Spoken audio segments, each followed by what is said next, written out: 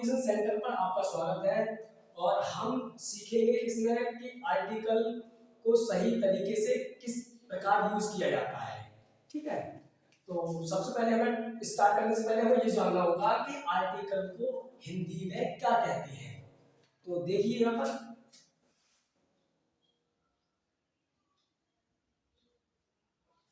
Article को हिंदी में कहा जाता है उपपद, और यह वो पद होता है जो किसी नाउन से पहले प्रयोग किया जाता है।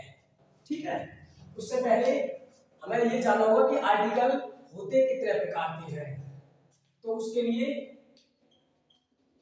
काइंड्स ऑफ आर्टिकल,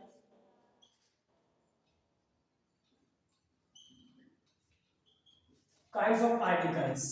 आर्टिकल्स बच्चों दो प्रकार के होते हैं। नंबर एक डेफिनेट आर्टिकल, नंबर दो इनडेफिनेट आर्टिकल।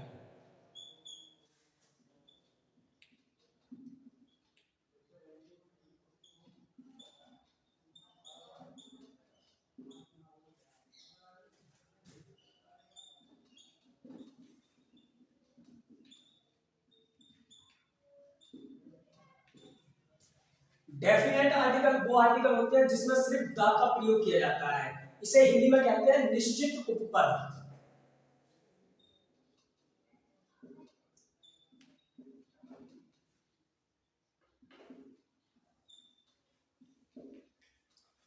इंडेफिनेट आर्टिकल वो होते हैं जिन्हें हिंदी में अनिश्चित उपपद कहा जाता है।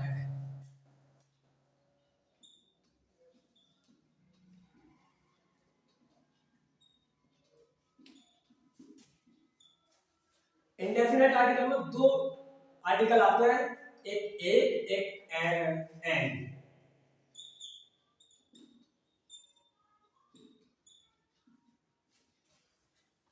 ए और एन का प्रयोग आप इतनी आसानी से कर सकते हैं, इसका आप महसूस भी नहीं कर सकते कि इतनी आसानी से इसका प्रयोग किया जा सकता है। हमें ये जानना होगा कि अनिश्चित आर्टिकल का प्रयोग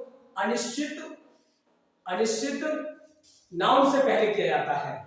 अनिश्चित नाउन से पहले किया जाता है।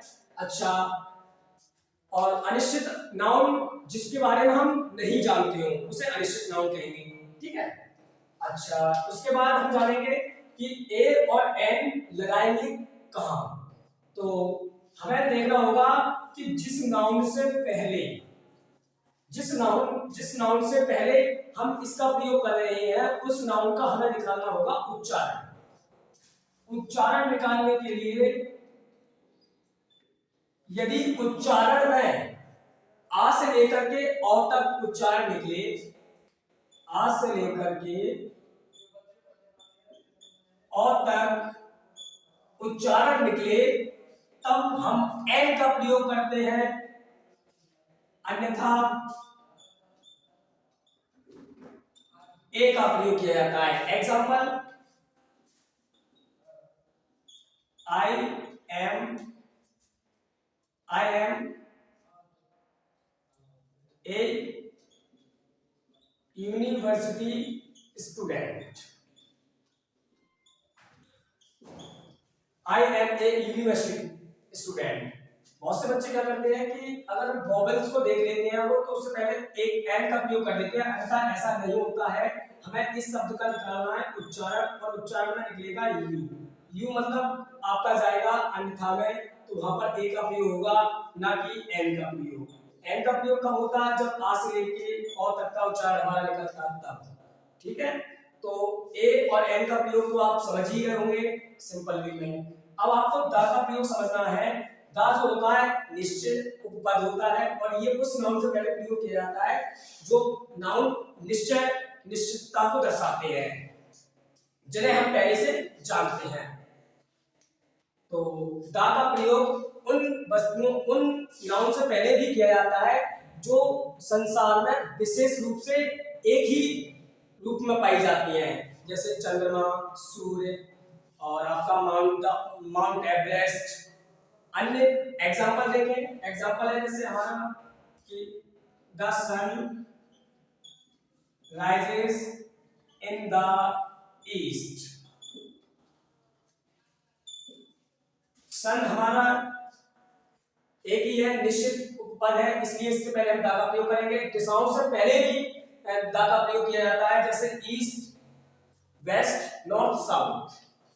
और ऐसी बहुत सी ट्रिक जानने के लिए हमारे चैनल को सब्सक्राइब करें। चैनल का नाम है ग्लोबल कंप्यूटर सेंटर। और अब आपको यह समझना होगा कि दा को